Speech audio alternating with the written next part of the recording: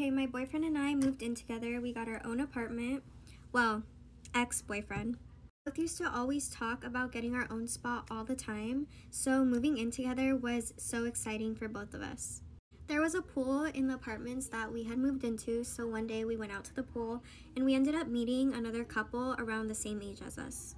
We actually ended up becoming really good friends with them. Sometimes they would come over, we would go over to their place, we would go out for a drink, we would always do stuff together. Sometimes my boyfriend would even go over by himself to hang out with the girl's boyfriend. I do modeling and sometimes I have to do shoots that are overnight. So this one night I got booked for a shoot that was overnight. That night we ended up finishing filming 2 hours earlier than we were supposed to. So I got to leave, and whenever I work overnight, I never text my boyfriend when I'm on my way home because he's usually asleep. As soon as I got home and I opened those doors, I saw another girl's clothes on my living room floor along with his. Once I saw that, my heart literally dropped. Our apartment was a 2-story, so I don't know if they heard me go inside. But the first thing that I did was grab their clothes and I threw it all into the bathroom. So then I went upstairs and they were literally sleeping in our bed completely naked. They were cuddled up, sleeping so peacefully that I had to pull the blanket off for them to wake up. I ended up going off, of course, and I told them to get out. They both left completely naked. Completely. Once they got downstairs and they were looking for their clothes, I did not give it to them. I just told them to leave. That way they could really do the walk of shame. And I also ended up finding out that the reason he would go over there to hang out with the boyfriend was not really to be with the boyfriend. It was to be with the girlfriend while the boyfriend was at work. After kicking them out naked, that was it for the night. I don't know where they ended up going or what they ended up doing after that. I ended up falling asleep for about 2 to 3 hours, and as soon as I woke up, I was so heartbroken. I ended up grabbing all of his stuff, everything, and I ended up leaving it on top of her car. I did that because if he wants to be with her, he could go be with her. I had a dog camera in my living room to keep an eye on my dog, and I had an app on my phone connected to the camera, but the thing is I had the notifications off because any little movement, it would notify me and it would bug me. And that night, while I was at work, I didn't think to check the cameras because I trusted that man. I had the camera to check on my dog, not on him. So the fact that my dog was with him, I didn't think that I needed to check the cameras. So after I left all his stuff on her car, I went to her boyfriend's house and I showed him the footage. He ended up telling me that he had suspected because of the way that they would act around each other. He said he noticed that if one of them said something, the other one would laugh, even if it wasn't funny. Just stuff like that would happen, and I never noticed because that's just how he is around people.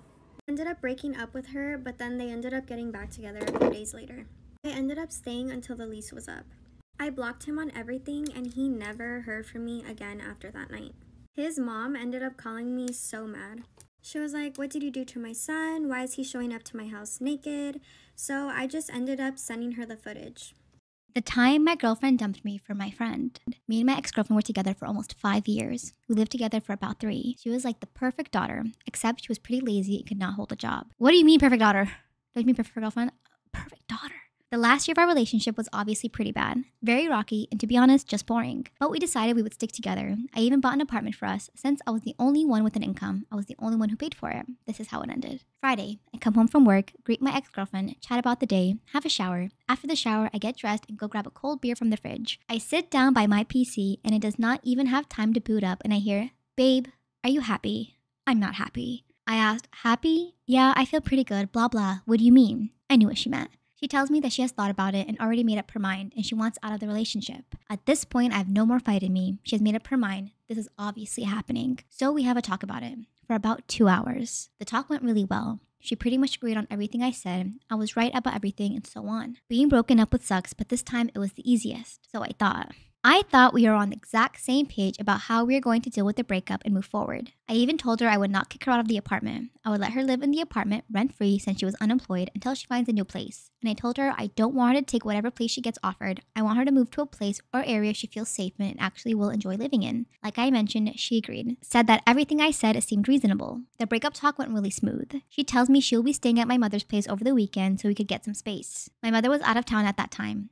Once my ex-girlfriend left, I called up my friend and told him what just happened. He told me to come to his place first thing in the morning. We could go grab some breakfast, do something fun, and take my mind off of things. Saturday. I went over around noon to my friend's place. We had some deep talks. He joked about a bunch of silly stuff my ex had said or done over the years and was trying to keep my mind off of the breakup. To sum up the day, this of course for some reason ended up with us getting wasted and throwing a big party at my friend's place. I had a really good time actually, and I was about to text my ex-girlfriend in the middle of the night, something like, "I'm really glad we were at least dealing with this breakup like adults. Being upfront and all, you still are my best friend." But I actually erased it before I sent it and did not send her a single text. I come home from the party sometime early Sunday morning, like 6 to 7 in the morning. I noticed there seems to be things missing from the apartment. Books and curtains. But my still drunk mind does not really process this, so I just go to bed. Sunday. I wake up in the afternoon and can now clearly see things are missing. I start going through stuff, and at some point I panic. And like the hipster I am, I look at my vinyl collection. I flip through the records, and as I suspected, one record was gone. It was a signed copy of a record I bought from the artist himself after a concert. It was even signed, "Best of luck and take it easy, Riff Grinder." So it has my name on it. I try to call her, she will not answer the phone. I call my mother in case she would have been in touch with her. I call her sister to ask if she had heard anything from her, but no, other than the fact that we broke up.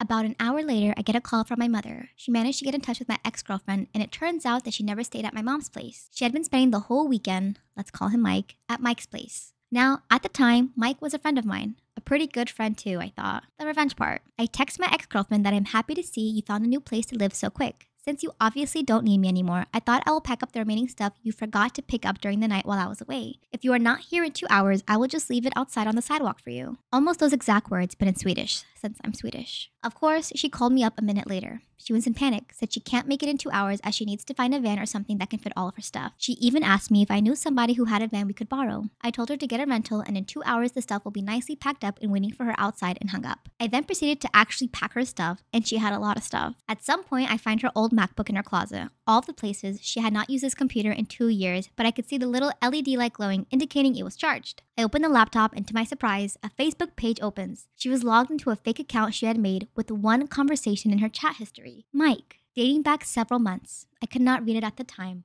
I was torn up and angry. I just scrolled to the first message to see it was like 4 to 5 months earlier than they had been chatting through her fake profile. It was very clear from the messages I did read they had initiated a secret relationship and pretty much planned the breakup together. I managed to retrieve her login details, and I call up her sister and give her the details and asked her if she wants to know why we broke up. She can just read the chat logs. I also asked her sister not to confront my ex-girlfriend about the chat logs until I had a chance to speak to her about it first. And she informs me she can't read the chat by herself as she feels so embarrassed about her own sister, so she drove to her parents' place to read it together with their mother. Even better, I stopped packing up my ex-girlfriend's stuff after I found the chat. When my ex-girlfriend arrives at my place, she was expecting her stuff nicely packed up for her. But instead, the first thing she sees is the laptop on the ground in the hallway, with the conversation open. Her face goes pale. I then tell her that as we speak, her sister and her mother is currently reading through the chat logs, and I tell her to pack up her own stuff by herself. She did. It took her like 5 hours or so, and I just sat on the couch observing her. When I closed the door behind her after she grabbed the last box, I blocked her everywhere, and I've never seen her since. I forgot to mention that I did get the record back when she came back to pack up the stuff.